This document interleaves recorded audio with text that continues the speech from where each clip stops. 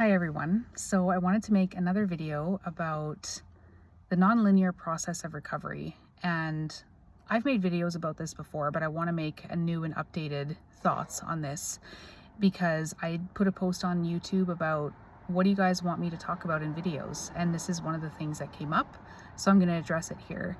But before I get into it, I wanted to mention that I am coaching again, Mondays, Tuesdays, Thursdays, Fridays from 12 to 5 p.m. Mountain Time. I'll put a link to my booking calendar in the description of this video, as well as a link to my website. If you want to check that out, it has more about my story on there, testimonials, FAQs, and you can book through there as well. So the nonlinear process, when I coach people, this is something that comes up again and again and again and again.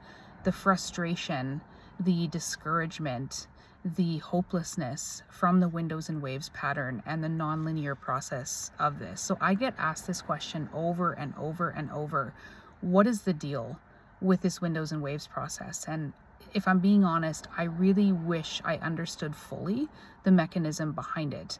But I know that I would say for 95 to 98% of people in this process, that is how they recover, is through windows and waves pattern. And I've only seen one or known of one person that healed in a linear fashion. Most people have this up and down all over the place, but the general trajectory is up pattern. And I want to speak about how this actually might look for people, because I think it's important to give concrete examples, or I guess outline it more specifically what I see with people. And again, I've been in this space for 6.5 years, and I've been coaching people for over a year now, and it's very eye-opening and insightful to have talked to this many people going through the same journey. And so windows and waves generally, and I guess by my definition and from what I've seen, is waves are when symptoms are more intense and they interfere in your day-to-day life more than usual. So generally too, the acute phase is when symptoms are much more relentless and 24/7, and you're not getting a lot of breaks. And this, again, generally is the first 6 months. Then after that, people generally move into windows and waves. The windows being not complete resolution of symptoms, but they either shift to the background, or some symptoms go away maybe completely, but others are still there, or you're just able to cope better with them and your reactions are dialed way down. And it's rare that I see symptom-free windows with people who are between 6 and 24 months off. Not always, but generally it's just a reduction in symptoms in a window. They have more hope. Things seem brighter. Their symptoms are greatly reduced or kind of pushed to the background. Waves are more the opposite of that. So they are more intense symptoms. For me, I always knew a wave was coming on when my ears would start ringing. So my tinnitus was not constant, but it was there quite a bit of the time early on in my journey. And it was, I could hear it not all the time, but most of the time. And when I would go in a window, I either didn't notice it or it actually wasn't there. I'm not really sure what was happening, but I would always know when a wave was coming because my ears would start ringing, and then I would get cluster of neurological symptoms, inner vibrations, burning, tinnitus, anxiety, not really sleeping well, discomfort, just restlessness, muscle jerking early on, like a dystonic feeling. My muscles were just contracted and I could not force them to relax. Looping thoughts, all of these nightmarish symptoms. And the tinnitus would often precede going into a wave, and I could just tell it was coming on. Full moon often affected me and put me into waves. Sometimes hormonal changes, so PMS, which is very common with women in this experience. But that was the pattern. And then there's kind of this middle ground where you're not really in a window and you're maybe not in a wave. You're just kind of at baseline. And so some people will experience after a wave, the baseline will go up, but not everybody has that. Some people just return to their normal baseline, but it could be that the windows get longer and brighter and the waves get shorter, less intense. But sometimes the pattern of that might be and I've noticed this too, when people get into kind of going into their second year or late first year, their waves will still feel super intense, and they'll be like, like, this means I'm progressing, this means things are getting worse, this means it's degenerative or it's, progressive, and they freak out about that. But that, in my experience, is not indicative of you not healing. So even if overall your waves aren't perfectly in this pattern of getting shorter, less intense, and your windows aren't following that sort of perfect getting longer and brighter. Maybe they are sometimes, but then other times you kind of crash into what feels like a deeper trench. I've seen that quite a few times too. And there's what's called the final surge, which some people experience and some don't, where they'll have this really brutally intense wave right before they heal. I have personally experienced this with clients, and I've read stories about this as well back when I was active in the forums. So there's that. And actually very recently, one of my clients, if you're watching, hello, was in just a brutal wave and was like, I just feel like I can't claw my way out of this. And it was like a final surge for that person, and now is enjoying recovery for several months now. So definitely that's a thing too. And the brutal waves, even if you're getting further out, or say at the end of your first year, early in your second year, mid second year, sometimes those waves can still be super intense.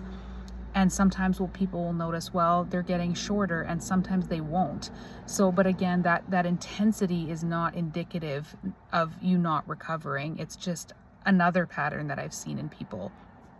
And also, specifically if you've taken serotonergic drugs, SSRIs, SNRIs, maybe even something like hydroxyzine, that can act on serotonin, I believe it does, you can have a honeymoon phase as well. So you come off the drug and you feel normal, or essentially normal, for 1 month, 2 months, 3 months, and then you crash severely into symptoms.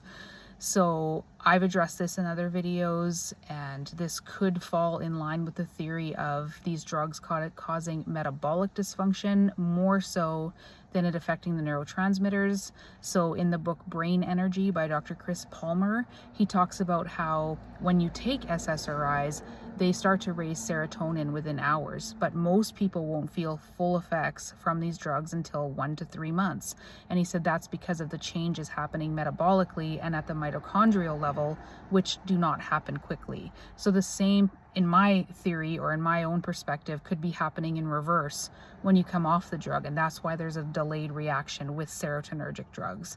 It could happen with any type of drugs though, but it happens more often in my experience with the serotonin drugs than the other drugs. But there's different things that can contribute to that, but that is a general kind of thing that I see. And so again, first 6 months, often most acute. 6 to 24 months, windows and waves. The patterns can change within those 6 to 24 months. And then closer to the 2-year mark, people start to turn a corner. Does this happen with everybody? No. Is it a generalization? Yes, but it happens enough that I speak about it. So I don't know if this helps, but definitely one of the main things that I coach people through is the windows and waves process, because there's different ways of perceiving it. And if you go on the forums, again, they'll say, well, windows are, should give you all this hope because you're feeling better. You realize your brain and body can return to that homeostatic feeling. You have lessened sensations. You feel more human and like a normal person. And yes, that's true to a degree, but also people will come to fear the next wave. And so they kind of live in this, again, this hyper-vigilant state, even in a window, because they're fearing, like, when is the beast going to pounce, so to speak. And I've found that as you get further along in this process, you start to trust it a little bit more. It's still nasty, and I wish it never happened to anybody, but you kind of start to trust it more. Like, okay, my ears are ringing. I'm going to be going into a wave. I'm not going to fear it. I'm going to trust that this is part of the process. And you kind of lean into it a little more. It can take considerable effort for people to get to that trusting place, but sometimes it just happens naturally, and it does to a certain degree happen naturally over time anyway for a lot of people. And just that knowledge of, okay, this might be a trigger for me, or it might come out of nowhere, can help you. Like, say if you're going on vacation and you have a pattern of when you get home, you kind of flare up a little bit. If you know that, it can be a little bit helpful to kind of brace yourself, not in like a, I gotta white knuckle it, but just that awareness, and maybe using more of your coping strategies when you know something is coming. Or if you flare before you get your period, if you're female, or if you flare before a full moon, or sometimes it's erratic. And I totally acknowledge that. But that can be a really difficult process for many people, is the windows and waves. Yes, the windows can provide hope, but people become to fear the next wave, and that's natural. And that's where you kind of have to put all your defenses in place and use all of your coping skills to get you through. And people generally accumulate coping skills over time that work for them. And that's what this channel is about, is trying to provide coping skills for people, things that help them when they're flaring, or whatever stage they're at in their recovery. So hopefully that's somewhat helpful, and chunking it into times. And I never mean to like leave people out if this is not the pattern, but it helps a lot of people from what I've found, just giving these generalizations, because it validates what they're going through, and it gives them a little bit of perspective, so they feel less like they're floundering or wondering, is this normal, is this normal, is this normal? This is just what I've seen. And I want to mention too, actually, before I forget, that just because you don't have windows and waves doesn't mean you're not going to recover. Again, I've seen and had coaching clients just wave,